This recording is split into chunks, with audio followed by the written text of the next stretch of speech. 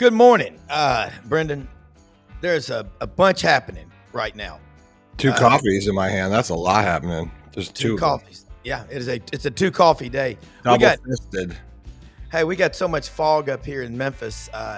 The bridge on I-40 going across the Mississippi. The pothole yesterday big enough to put a car through. It was ginormous. Well, what's going on? Rob's got issues. Yeah, but a lot happening, man. Football, it's kind of a laid-back week again like it was last week. But, folks, football, big games coming up. We've got Georgia, Notre Dame, Texas and Arizona State and Atlanta. Coach Ellis Johnson joins us here. Tony Barnhart comes on at half past the hour, Mr. College Football. We're going to cover a lot of ground today. Take your phone, take a picture of that QR code, and be a subscriber. We're live streaming on YouTube, Twitter, and Facebook at the same time simultaneously. So, Coach Johnson, welcome aboard. We'll get started. And, hey, you watched a lot of these bowl games over the weekend, and the attendance at some of them, you're like, wow, there's nobody there. But I remember back in the early and mid-'80s, I remember the Liberty Bowl going one time, Air Force and Ohio State playing. I don't think there were 5,000 people there, and it was a foggy, rainy, nasty day, and Air Force beat Ohio State.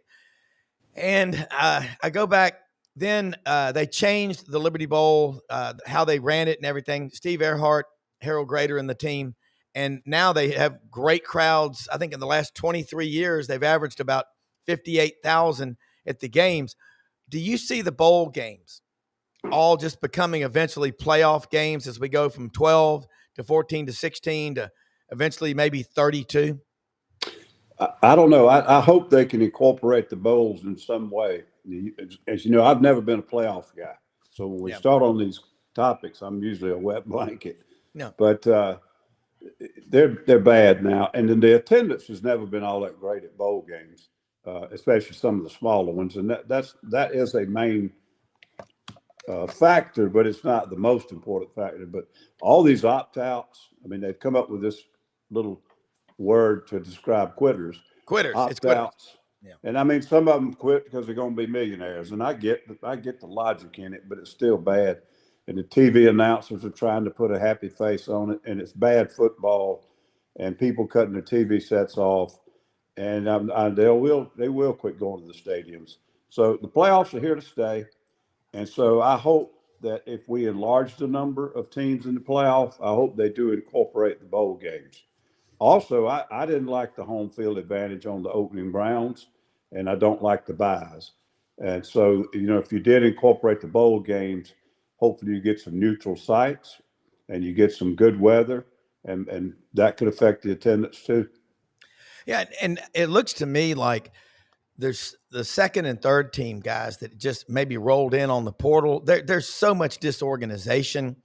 You're looking at stupid penalties and just the overall, the product is exciting, but really what it is it's the offenses have such an advantage right now, and it's affecting, I think, the defenses, because I like to see fundamentally sound football. I mean, you like to see a shutout. Your goal is a shutout in every game. Hell, I remember back in the mid-'80s at Auburn, going in the coaches' offices sometimes and seeing on the boards what the goals were. Rush for 250 plus, pass for 160, defense, offense, special teams. They broke it down a third. And now a lot of it is just hanging on and just surviving. And I just like to see elite football. I've always liked that. Yep, that's a great point. Two little comments on that. Bill Oliver, who you know I've worked with at Alabama. My favorite of all time. Bill coached at Chattanooga for a while, then came back, went through the USFL, came back on a major college, et cetera. And I think one of the 1AA jobs came open, and he wanted to know if one of us were interested. He had a friend, and yada, yada. But we got to talking about coaching on that level, and he said, you know, coaching offense on that level was not hard because you could always find a system or a scheme to fit your players and tweak it and do what you wanted to do. On defense, you don't just do what you want to do. You have to defend the other team you're playing. Yeah. So, you know, you can you play zone more, or play man more, or blitz less. I'm not saying you're tied into anything, but you have to have players in certain positions or you can't hide them. Yeah. And then sometimes on an offensive system, you can. The other thing, if you look at the at the playoff now, you look at the last teams left, all but two of them are ranked in the top 10 in scoring defense. And the reason I think scoring defense, they call it scoring defense, it should be points allowed. Yeah. That, the way college stats are kept, that to me is the most telltale team stat that there is, because it tells you whether they had field position, whether the kicking game's good, whether the offense controlled the ball, whether the defense is good. It's not just the defense being able to go out there and shut out people. All factors in the game, the three phases, contribute to how many points you give up. And it really does tell you a lot. And like I say, if you look at those last 8 teams, 6 of them, and even Georgia's down around something like 20 or 21 this year. And they got to be one of the best defenses in the league. So you look at those others, man, they're right up there in the top 5 or 10. And I think that's it will end up being the factor in who wins the whole thing. Yeah. And speaking of great defensive players, that 2-year cycle, 21 and 22, where Georgia had 25 players drafted, and a bunch of them are up there, Jalen Carter included, with the Philadelphia Eagles. And Nick Sirianni just won 12 games for the second season in a row. It's paying off in the NFL too. And I'm going to ask you this Georgia Notre Dame game. That's a big one. And then Texas and Arizona State. And by the way, folks, I had a cool conversation over the weekend with Ruben Pizarro. He is the voice of the Texas Longhorn Spanish football broadcast. And I got Dave Cody, my good friend, who watches the show every day out in Bellingham, Washington, was sports anchor in Austin for about 30 years at Channel 7. And I said, do they do the games in Spanish? He said, of course they do. I talked to Ruben. This guy's been doing it 30 years. And they have affiliates for the Texas Longhorns in Argentina, in Spain, all over the world. And I was like, wow. And he said Oklahoma now has their games in Spanish. Tennessee is doing it because I heard it last weekend. I got the broadcast somehow on an app for the Sports Animal, and it was in Spanish. And there's one other school, Texas A&M, of course, been doing it. So college football is growing, Coach. But I'm with you. We need, I don't like to use the term czar. The Romanovs, they got wiped out. That's a bad thing. But a commissioner, Nick Saban, and then have an advisory panel. I think you would be a fantastic addition to that team. How much are they paying? I might be interested. Otherwise, okay. I don't want anything to do with it. I don't know. I don't think we can go back, so I need to quit talking about it. Yeah. As we move forward, it's going to have to get more and more like the NFL. Had they put some kind of structure like you're talking about in place to start with, I don't think we'd have the problems that we have going on with the portal. Yeah. To me, the NIL is not the problem. And we're using that term loosely now, but name, image, likeness, and it has nothing to do with that anymore. Kids are not really going out making money off of their name, off of their image, or their likeness anymore. They're getting paid because of what position they play and how well they play it. That's right. That's NFL. So you need a commish or czar or whatever you want to call it. You do need, the owners in the NFL control the league. Well, if you let the coaches control the NCAA, which is not practical, it would be a hell of a lot better than it is right now, because they would all know the problems they're dealing with on the ground level, the money part, the personnel part, and all that. And they would come up with some rules that would allow them to keep the players happy and also keep some parity in the game. If they lose the parity, you're going to lose about 2/3 of your fan base. It might excite those teams in those top 12 teams, top 15 teams. Those fan bases might be all happy, and so will TV. But you're going to start losing people who don't like the fact that it's back to the way it was in the late 60s or something. Yeah, and they talk about the television aristocracy in the 70s, where you could be on 5 times in 2 years, but it was often the same teams all the time. And that's what I've been saying is you're going to draw more eyeballs because you've got people coast to coast and everywhere in between. I mean, Arizona is a big TV market. I mean, Phoenix is really big. Coach, Georgia Notre Dame, it's a line of scrimmage league, the SEC for sure. Notre Dame's pretty damn good. They're sitting there at 12-1. What do you know about Marcus Freeman as a coach, other than, as Franz Beer told me, he was the leading tackler against Florida in the 2006 national championship game? He had 15 tackles in a losing effort, but and I know his agent here in Memphis really, really likes Marcus. Yeah, I don't know him at all, and just all I do is have an impression like y'all. Yeah, I do think this is two really good defensive teams, and two teams who now have possibly some quarterbacks with freckles. I've never been a huge Riley Leonard fan. I think he's a really good quarterback, but I don't think he's one of the top quarterbacks in the NCAA. I think you can force him into making bad plays. And then you don't know what you've got with Georgia, because Stockton's going to make his first start. And that's a huge challenge, being in the playoffs and you get your first start. But both of them are winners. Both of them are good kids. They both got some mobility. If they don't try to throw the ball better than they're capable of throwing the ball, and they realize who they are and the surrounding cast can help them, it'll be a heck of a ball game. It's just going to boil down to which team can make the other quarterback make a critical mistake, I think. Yeah. When you look at it, and Brendan and I talk football every day with smart people, not many like you with your mind. If you had to say where's a weak spot on Georgia's team, defense, offense, special teams, what stands out to you? The thing that overall has been it all year is the receiver core. And I don't think they're that bad, but they're not elite. And that's what they did have 2 or 3 years ago. McConkey and Bauer and some of those guys, and a couple of guys out on the edge who could get deep. And, man, that opens up a running game huge.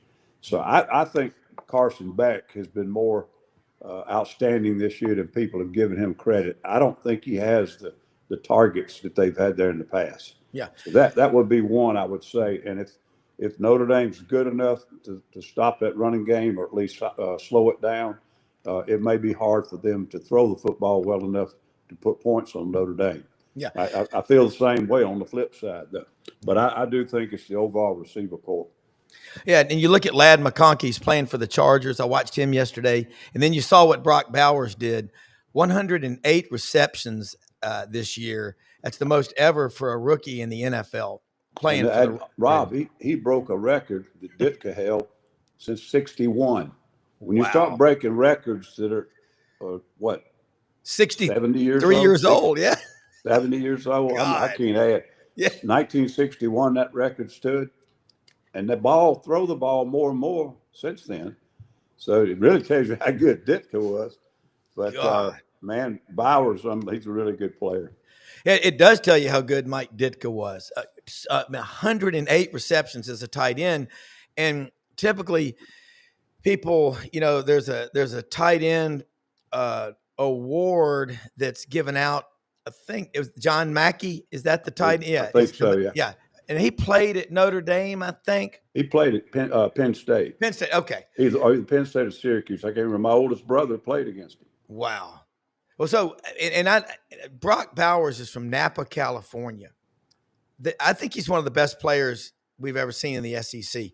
Brendan, I got to ask you, coming out of Jacksonville, when Carson Beck was in high school, I talked with some Georgia fans over the weekend who said he was a 5-star, not just in football, but also baseball. And Florida really targeted him to be a pitcher. How good was he? I mean, Florida's got athletes like no other state in America because of the track and field programs. Well, it's all their programs. I mean, gymnastics, women's softball, even an emerging female soccer program. Yeah. Florida's balanced all the way through. The joke is, look how many national championships they win outside of football the last several years, which is, I don't know the number, but it's quite a few. Yeah. And look at the baseball program. We talked about SEC baseball the other day. Florida likes they like those dual I think you attract the dual sport athlete because, if you want to go play baseball and football or something else, you get to play on very high level teams as well as go to a great school. Well, I'm just talking about the high schools in Florida, their track and field programs. And Coach, Well, yeah, of course you're going to incredible. get that. Like, look in Gainesville, that's where some of the top track and field athletes come out of every year. Yeah. There's some huge high school invitational down there that even kids from the Carolinas go down. I've never been there. Yeah, it's awesome. I mean, it's really cool to watch. Coach, one of the schools in Memphis University School, my school, Christian Brothers High School, since 1871, the big Catholic school, all boys. That's our big rival. In 2001, Coach Bobby Austin said, we're not doing spring practice anymore. He told all of his football players, because of 7-on-7s and summer camps, he said, we don't need spring practice. But he said, you've got to do the following. You've got to play lacrosse, participate in track and field, or both. And I'm a big believer, having volunteer coached at 14 years in cross country with middle school kids. It's your insurance policy for every sport you play. A guy that you coached, I still think one of the toughest players ever, it's Carl Lawson out of Milton and Alpharetta. Wasn't he a state powerlifting champion? And his dad was a pretty damn good player at Georgia Tech. But I think he threw the shot of the discus. And also, I'll tell you another one. In the old days, Shug Jordan, you had to wrestle or swim in the offseason at Auburn. I just think those multi-sport athletes are the best. Yeah. Well, first of all, I grew up in a small town. We didn't have a whole lot to do. And so you usually played whichever sport was in season. Yeah. Or most all the guys played more than one. Of course, we didn't have but one girls sport, and that was basketball. Yeah. But times were different. But Carl, I didn't know about the track stuff, but I knew he was a powerlifting or either the high school weightlifting competitions, which are not all powerlifting. Some of them like bench press and stuff. Yeah. But that's what his dad was a personal trainer. Okay. And he played on the 1990, I think, the national championship team they had. And I told you this earlier. We had the same head coach. The only thing is Bobby Ross coached me at the Citadel when he was about 34. Yeah. And he coached Lawson at Georgia Tech when he was about 50. So it wasn't the same football.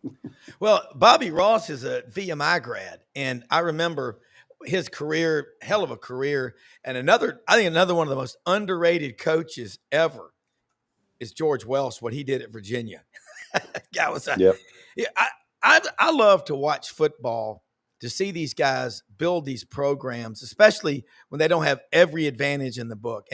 But it's also, and from coaching at the best programs in Alabama and South Carolina and Auburn and Mississippi State, you've coached at a lot of places where you had every resource in the world. Nothing's going to be given to you because everybody's going to if you're Alabama and you could be 2-8, you're going to get the very best from everybody you play because you're Alabama.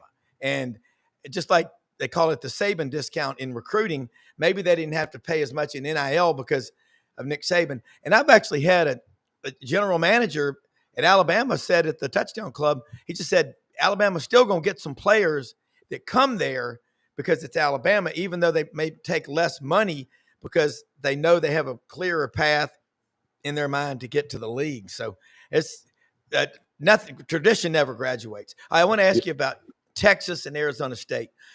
Brendan knows a lot about that Mountain West and Pac-12 football from living out there for years.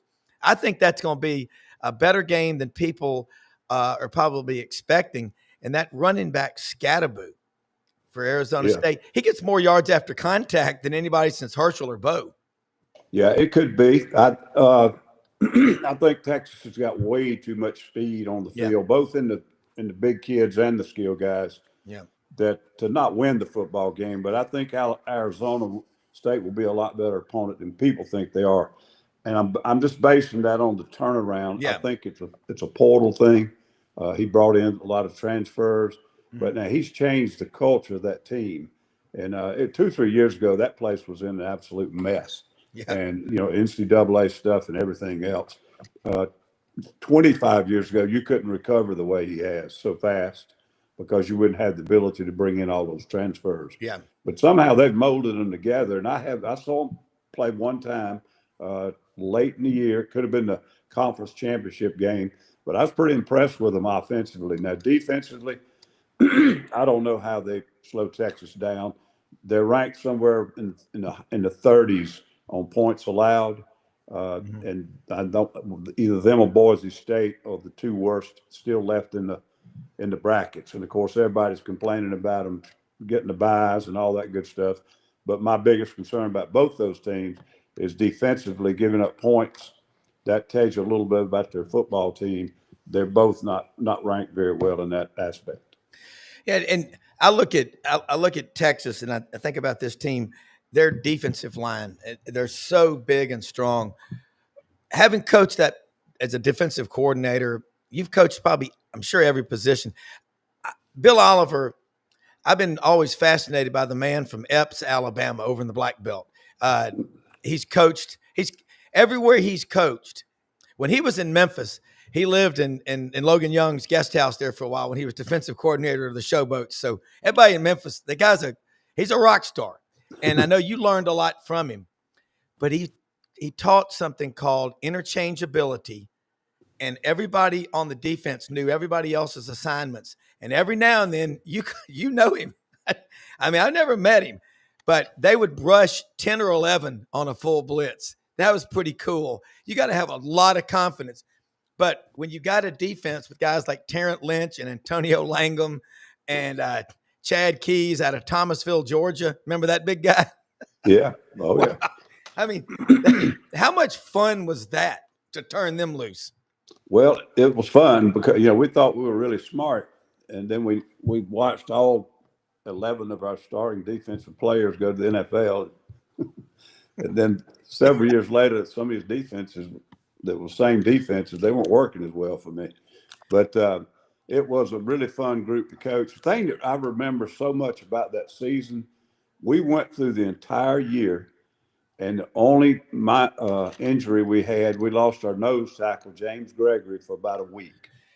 And then the second thing that happened to us, one of our inside linebackers got hurt in a car wreck before the national championship game.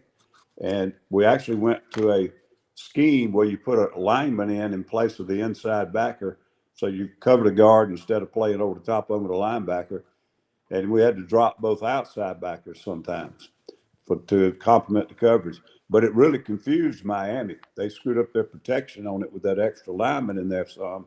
And we got a couple of tackle for losses and a sack out of it.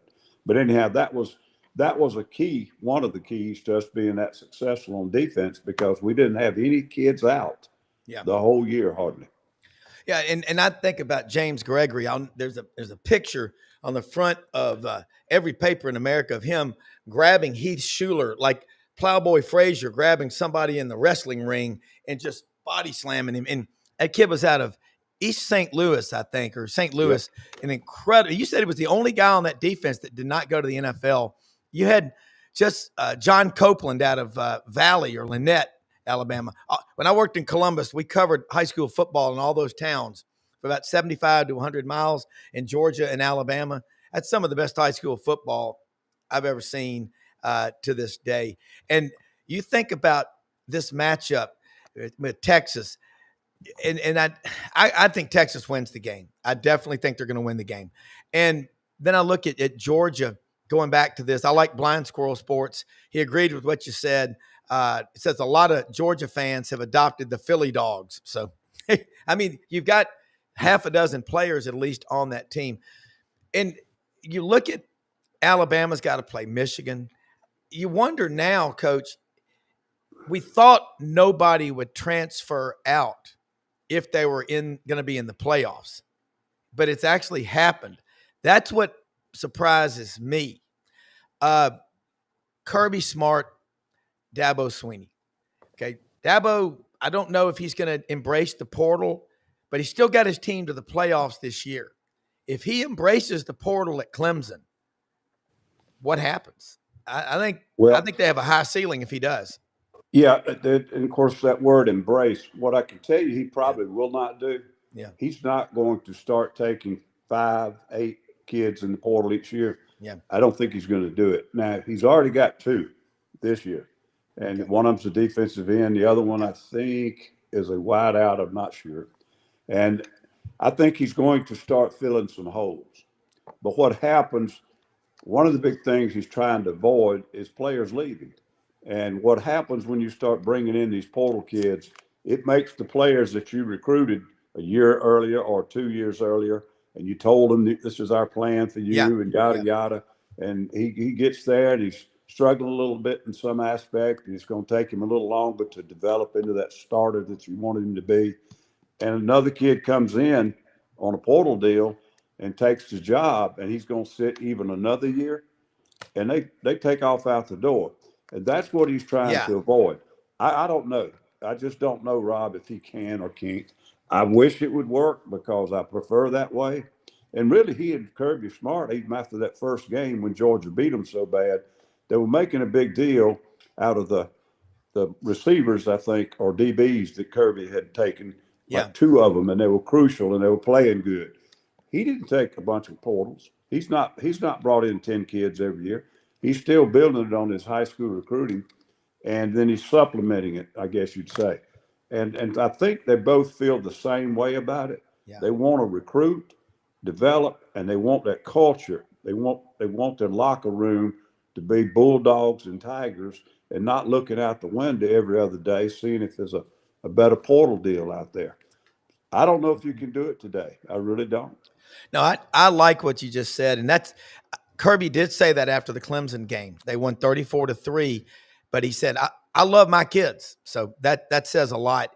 Exactly. Let me say something about one of our sponsors, Winter Timber Outdoors, Athens, Alabama. Folks, if you love to hunt, everything from dove hunting all the way into turkey hunting, duck hunting, big game, quail, grouse, pheasant, geese, they've got you covered from A to Z. Winter Timber Outdoors.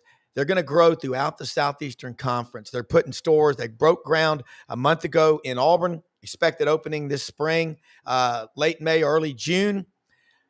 Get on there. Check them out. They've got everything. You can buy all your gear. They're a big Sitka dealer, okay? They've got over 2,000 shotguns, rifles, and handguns in the store. They got a staff that knows what they're doing.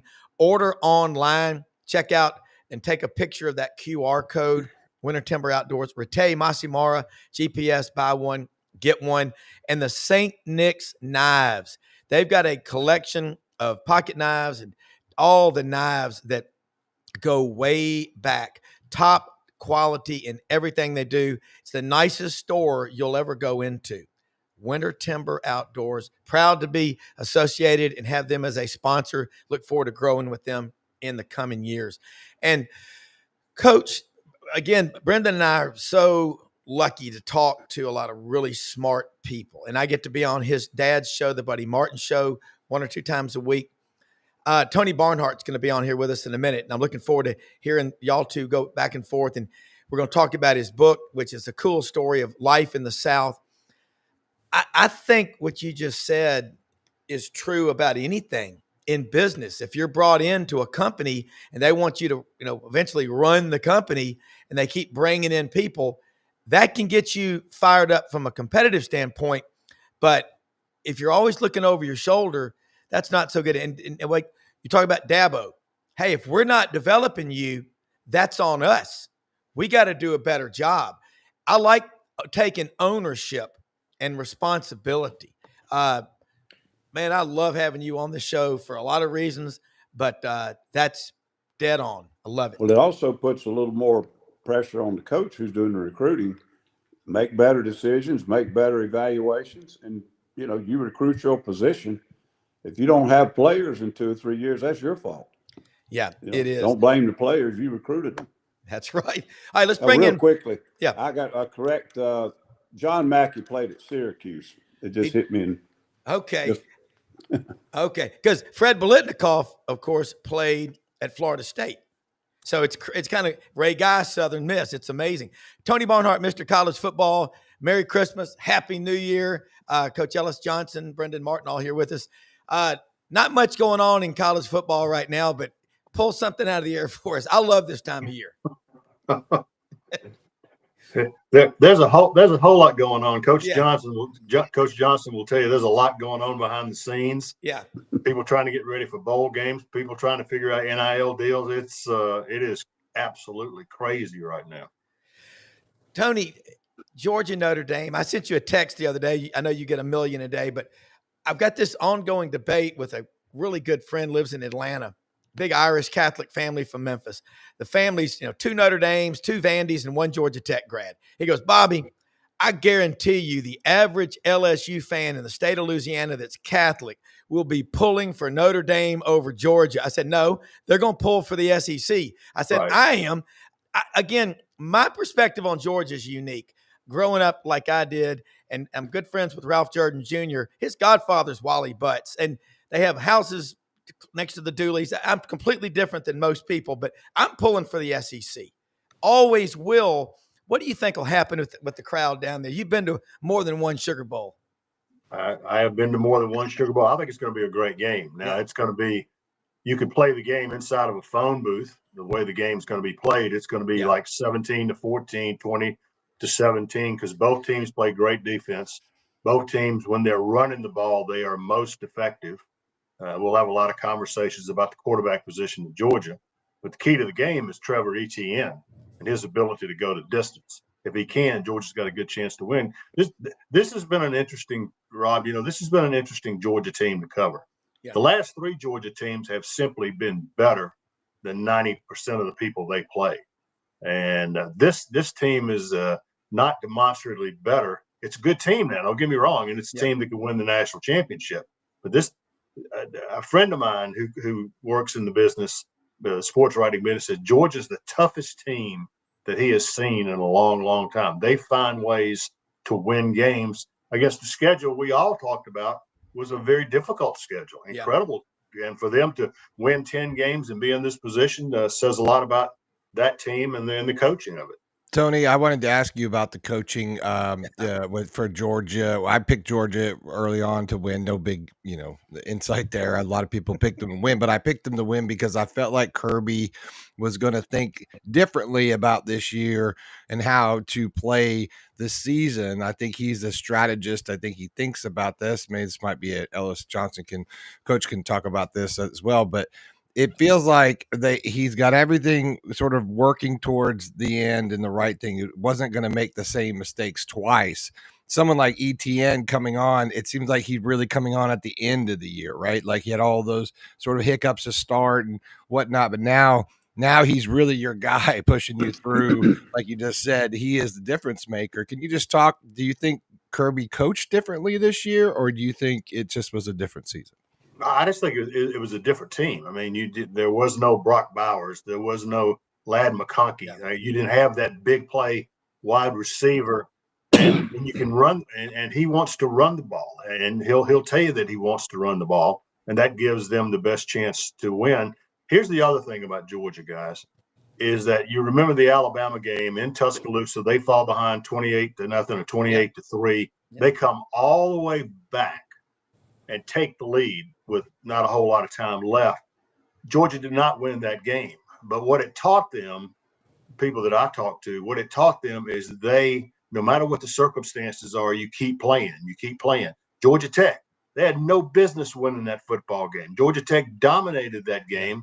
Georgia fought back, got it into overtime, and won in 8 overtimes. This is just it's not nearly as talented as the last 3 Georgia teams, but they are very resourceful.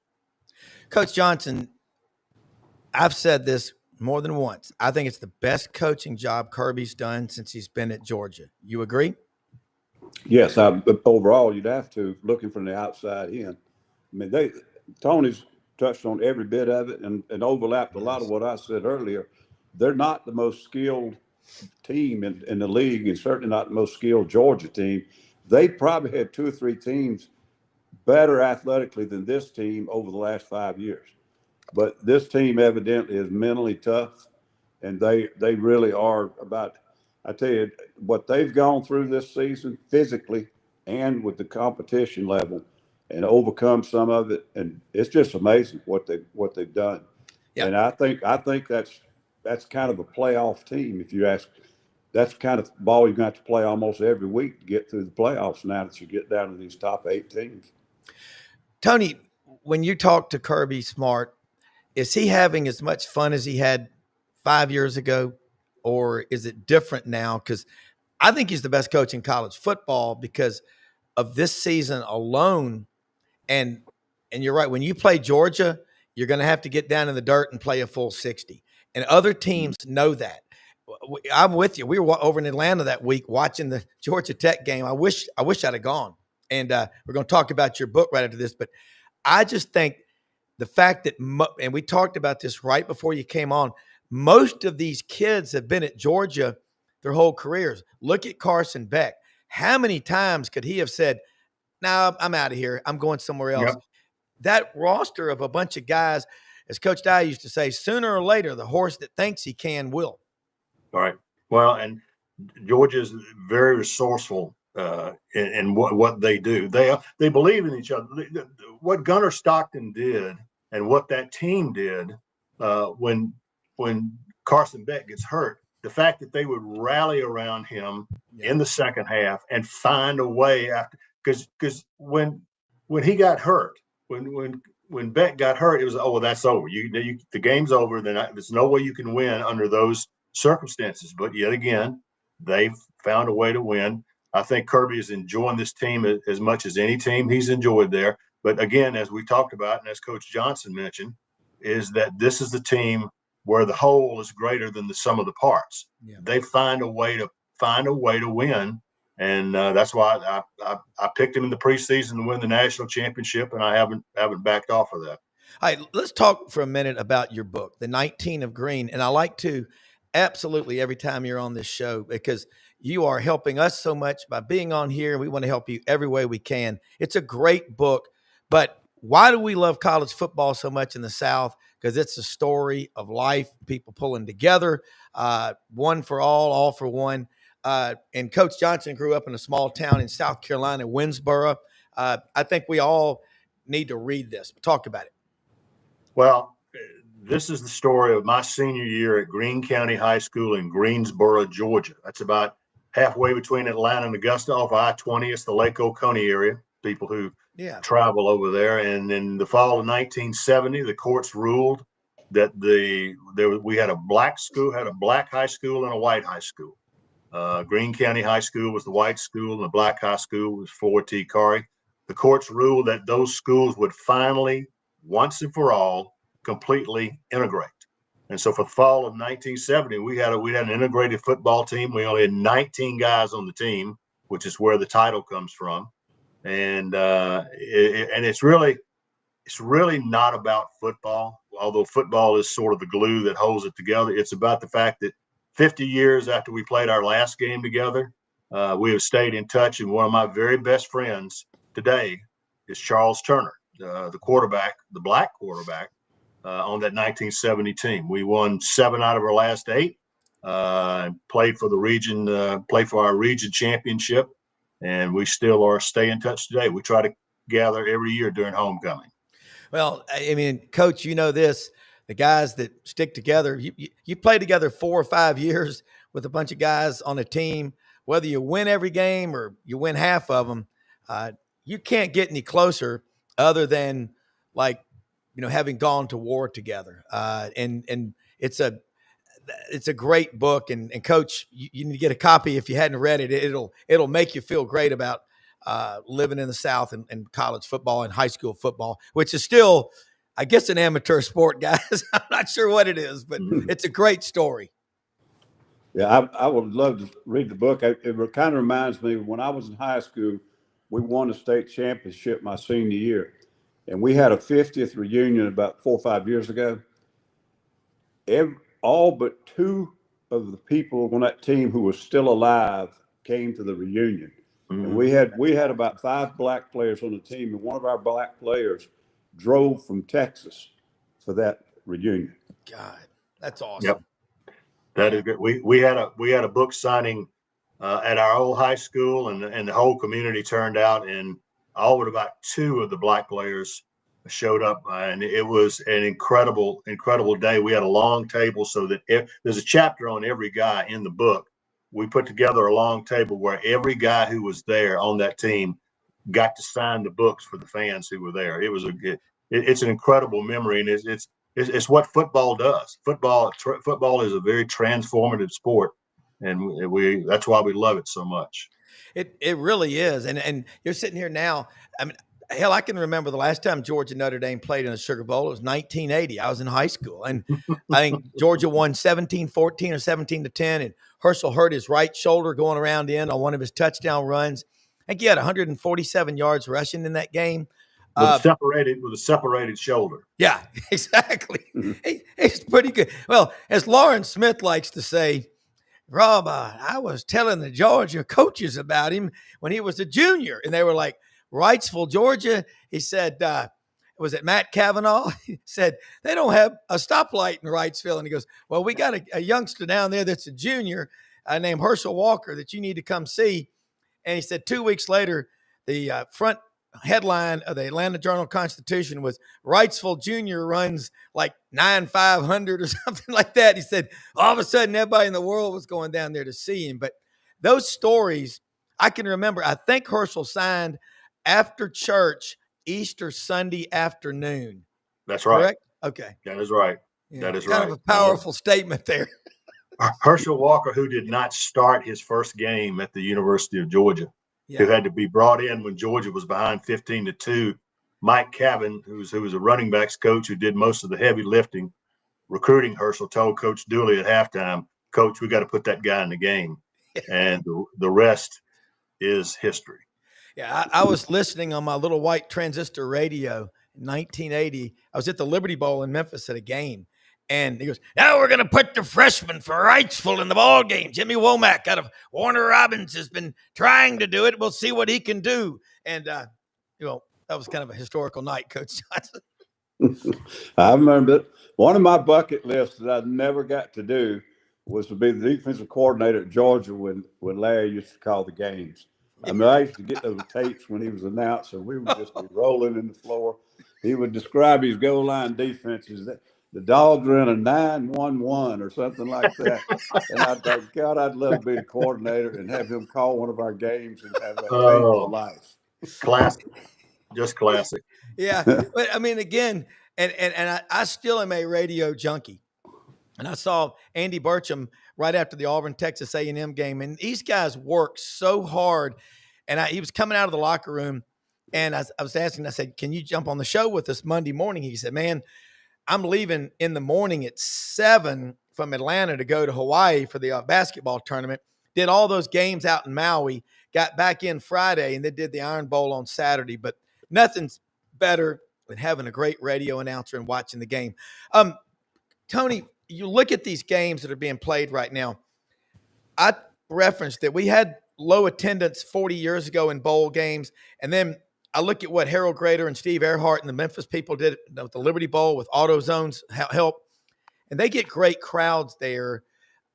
What's going to happen? Are we going to I'm with Coach Johnson. I don't want to lose the bowls because we're celebrating college football every time we have a game, and I don't care who's playing. I'm going to watch it. I'm like my 96-year-old dad. It's a game. They're keeping score. It matters. No, and it does. And ultimately, Rob, I just think the marketplace is going to sort of determine and it's also our, if you have a local organizing committee that Harold and the folks do in Memphis, that's a strong organizing committee. And you and I have been to their touchdown club meetings. And that's what you've got to have, because you got to get the sponsorship dollars. You got a lot of things. You have to have a great volunteer. There's a lot of work that goes into these games, but the problem thing about it is people watch these games. Yeah. They really do. It's relatively inexpensive programming for our friends at ESPN, so they want to keep them live. And really, you don't have to make money on them. Just it's an opportunity for the kids, an opportunity for the fans. Yeah, and Brendan, I'll throw this at you. Preseason, Tony and Coach Johnson on the show, Buddy Martin's show, we were picking Florida. I picked them to win 8 games. they got the 8th game in the bowl game. So I was watching every minute of that. That was a big deal. And I know that people will say, well, they lost some games the way they did. Who knows what's going to happen this year with DJ Lagway, but that was a bowl game that really mattered. Then you look at Tulane, their quarterback and all that crazy stuff going on, not there. I just think it's never okay to lose.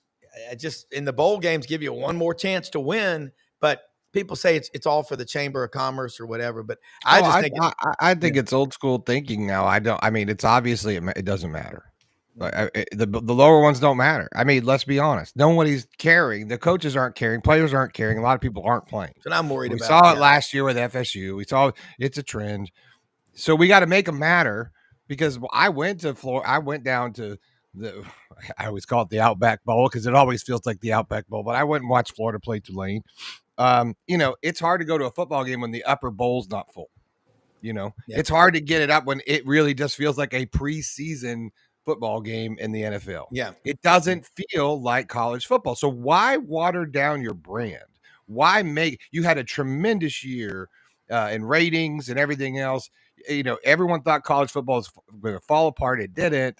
So why do we have this sort of to me, the bowl game feels like a hangover. We got to figure out how to make it matter, or we have to get rid of it and expand the playoffs. And that's just kind of how I feel about it. Because this watered down version of it, it's not very fun. I don't think it's good for the sport. Yeah. Well, I mean, y'all take a stab at that. I'm just saying you want the games, they should matter, but he's right. Unless you have like what you've got in Memphis with Steve Earhart and Harold Grader and that Liberty Bowl team. And guys, look what they did in Atlanta with the Peach Bowl. Is that not one of the best examples of getting people involved, guys? That's one of the most coveted bowl tickets in America. Well, guys, one of the things that I would add to the discussion is that I think you're eventually going to see bowl games, not the playoffs, but the bowl games, because of NIL, because of all that, they're going to evolve. Instead of being the last game of this season, it's going to be the first game of next season. It's going to be about showcasing the talent that you've got coming back and selling it that way. Okay, let's look ahead. Let's look at Gasway. I just think it's going to evolve into looking ahead as opposed to putting a wrap on the final season. Now the seniors can play if they want to. That's great, but I think that's what's going to happen. Coach, one of the other things that's causing so much trouble, it all started when they started opting out for the NFL. Right. But then the portal came in with all the NIL money, and the portal window is creating a lot of problems. I never thought about it. It made sense to me to have a portal after the fall and another portal after the spring, because that way the kids knew exactly where they stood. And it's all about the kids now. So what's happened now, this first portal window, it's causing chaos with these coaches trying to hold a team together for a bowl game. The worst one might have been North Carolina. No coach, a bunch of players gone, and opponent that they don't usually play. It was just, you could tell they were trying hard to put a product out there, but it just wasn't good. Yeah. Tony, do you see something like our coach? Can we see an NIT or something like that, like we do in basketball? Can we see a development of these bowl games getting together or doing some sort of, I don't know, I always call it not in tournament, right? But I just feel like we're going to, we're expanding out into all these different directions. I don't know where we'll end up next. Well, I think that decision is going to be made with the next decision that's coming up in 2026. Yeah. Are you going to go to 14? Are you going to go to 16? Because that's going to have a trickle down effect to what else happens. So my sense, though, guys, in talking to people, is that the bowls are sort of going to have to figure out what their niche is, because I just think it's a situation where the marketplace is going to decide what happens to these bowls. Yeah, it's all TV runs the place now. Right. That's right. TV runs college sports. Yeah. Yep. I got some questions on here. Blind Squirrel Sports. Is it safe to say Gunnar Stockton will be very prepared to lead this team? I've heard he's been practicing like he was QB1 the entire year and spends hours after practice studying film. Tony, what do you know about Gunnar Stockton, and can you tell people? Because I got a lot of Georgia friends, a bunch of them. the Boones, Jeff and Thomas in my hunting club, especially, every day they walk around when they're at the house over here. They say, it's great to be a Georgia Bulldog. Every day they say that. And right now it is. Well, Coach Johnson can tell you this because he's recruited everywhere on the planet Earth. And he's from Rabun County, Georgia, Rabun County High School up in North Georgia. And Coach, you can back me up on this. Those North Georgia kid, that's a different kind of cat now. Yeah. Here's the example that I love. It tells you everything you need to know about Gunnar Stockton. A big deal was made out of the fact that Carson Beck was driving a Lamborghini around campus, and everybody thought that was true. What does Connor Stockton drive? Probably an F-150. A Ford F-150. I knew it. He should have got it at Landers Ford. If he didn't, he probably paid too much. Proud to have them as a sponsor. I promise you, he's got Kirby's guy working for him. Yeah. Okay, Guys, the truck is 20 years old. I love it. I mean, the North Georgia kids are just a different breed of kid. They are tough. Yeah. And he comes from a football family. And he has grown up playing for Mike Bobo and all of that stuff. And I just think he prepares very, very. You talk about the preparation thing. Yeah. Mike Bobo had a story was quoted today in the AJC saying how impressed he was that all year long Gunnar Stockton was prepared. We tell the players to prepare as if they're going to be in there. Well, guess what? Yeah. He did, and he was. And so I am anxious to see if he can hold the mistakes down and not make any bad throws. I think they've got a chance to win this game. But Gunnar Stockton they call it mountain blood, and he is a tough kid. Yeah, Tony mentioned what popped in my head immediately when you said, will he be ready? Mike Bobo will be a big factor on that. And he's got 2 or 3 weeks with him now where he is literally getting the first team snaps. And then I think the other thing, there is no better preparation than what he did the other day when he came in against Texas. Okay. Yeah. That 30 minutes will be as valuable to him as any practice he has before or after. Yeah. You know, he doesn't let the moment be bigger than it really was. I mean, that hit he took, most people wouldn't have gotten up from that. And I think he endeared himself to the Georgia fans and just to college football fans as a tough guy. And you're right. You get up there north of Helen, Brasstown Bald, up there near the Chattooga River. That is a tough cat. Remember, that's where they filmed the movie Deliverance. There's some tough. I'm saying there's some tough people up there in the mountains, and I agree. And you know, when you look at all these matchups, Tony, 4 million is considered good to have 4 million people watch a game. Mm-hmm. And back in the 70s, before 1984, when all the games went on TV, I don't know what the numbers were because there were only a couple of games every weekend. It changed. So you had 12 million watch Georgia and Alabama, and that's with every game being on TV. Now you're shrinking it down to a smaller window. What do you think the numbers are going to be for Georgia, Notre Dame, huge, Texas, Arizona State? Notre Dame, Georgia will be huge. Yep. Yeah. Notre Dame, dude. I mean, God, look at the map. It's like Georgia, Notre Dame. The Domers are everywhere. Yeah. No, the numbers for anything that involves Notre Dame, Georgia, and Ohio State is going to draw exceedingly well. Yeah. And so the numbers will be. Now, are they NFL numbers? No, but they never aspired to be NFL numbers. But I think the numbers will do really, really well. And the TV boys would love Notre Dame in the national championship game. They would love that. Well, let's think about what did Prime do for ratings for Fox. I mean, we talked to Urban Meyer. He's like, yeah, we're gonna go cover Coach Prime again this weekend for Big Noon. Yeah, he's like, you know, that was they were doing 9, 10, 11, 12 million for a Colorado game. I mean, that was nuts. That is, and think about Travis Hunter, Sewanee, Collins Hill High School, where the Falcons train. Yep. The Heisman Trophy, and it was going to Florida State. What had the irony?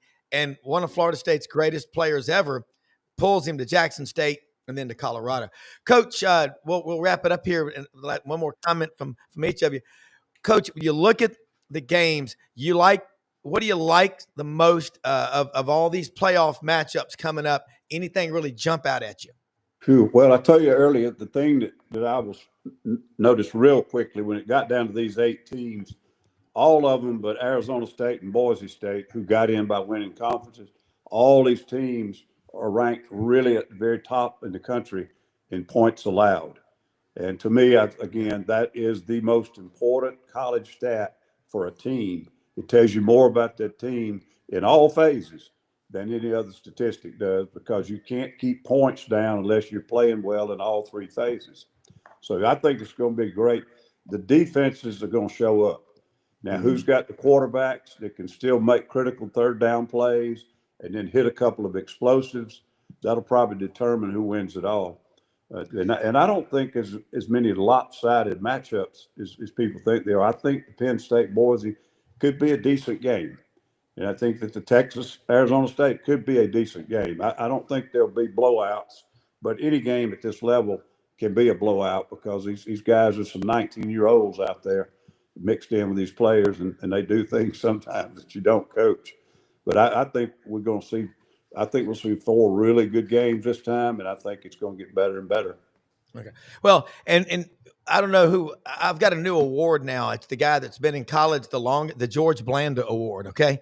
That guy at Miami this year was in his 9th year for the Hurricanes. So I guess he's not coming back next year, but there's some new JUCO rule, guys, that's come out that might keep guys in longer. Mm-hmm. But I remember Chuck Oliver talking a couple of years ago about playing BYU. He said, listen, you get a bunch of 18, 19-year-olds out there playing against a bunch of 24 and 25-year-old linemen that have been riding a mountain bike around Australia or America, getting doors slammed in their face every day. They get pretty tough, pretty ornery.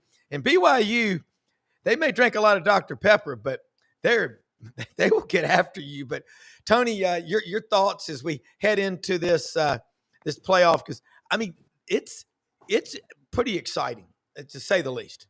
Well, it is exciting, and I think the games this time around are going to be much more competitive. I was disappointed in the game should have been more competitive, and I think we'll get those.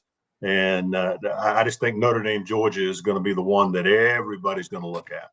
And oh, by the way, Oregon and Ohio State, there's a lot of NFL players on that team, guys. Those 2 teams, I'm telling you. Yeah, it's going to be exciting. Tony, let them know how they can follow you, keep up with all your great work, and let's do this again next week. I love it.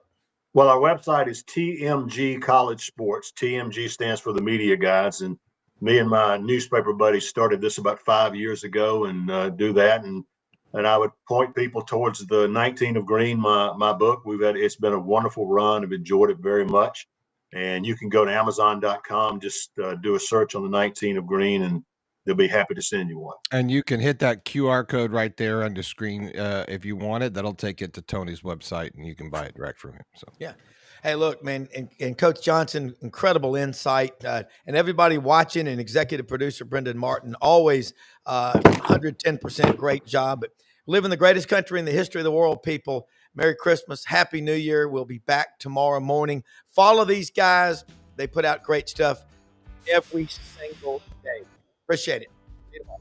Thanks, guys. Sure.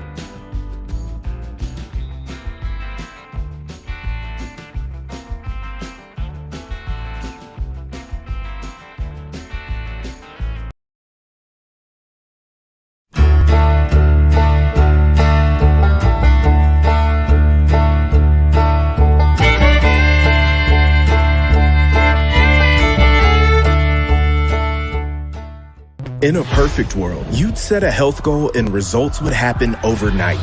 In this world, the real world, it takes time, dedication, and the right support to achieve your best self. The Vitamin Shop's health enthusiasts are here to make sure you're not wasting a single moment on the wrong supplements. From the highest quality sports nutrition and superfoods to the most sought after trends, you'll find a huge variety of science-backed solutions for every goal. And the people that help guide you along the path to greatness. Unbelievably, every 2 minutes in our communities, a child is either bought or sold for sex. I am R.A. Vicky, board member for the Nashville Anti-Human Trafficking Coalition. Join me and millions of others in our fight against human trafficking and for its victims by helping to educate the most vulnerable among us, our middle and high school students. Go to nhtcoalition.org, become a partner, and help keep our families safe, because none of God's children are for sale.